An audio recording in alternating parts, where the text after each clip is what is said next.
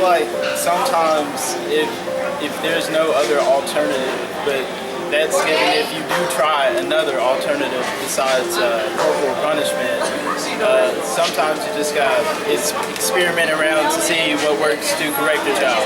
So I think that it's appropriate in some times or situations that you can discipline your child in a physical manner, such as, what word did you use? Spanking them. But you can definitely take it too far. And when you start leaving bruises and like they're bleeding and whatnot, then that kind of goes into abuse.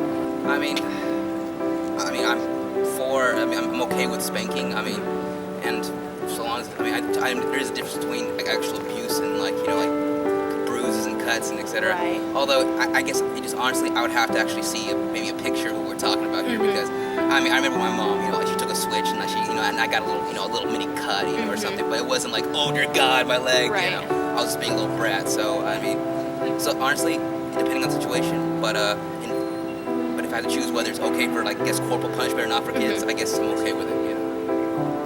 Because if you're going to beat your child, the word itself should mean that it's wrong.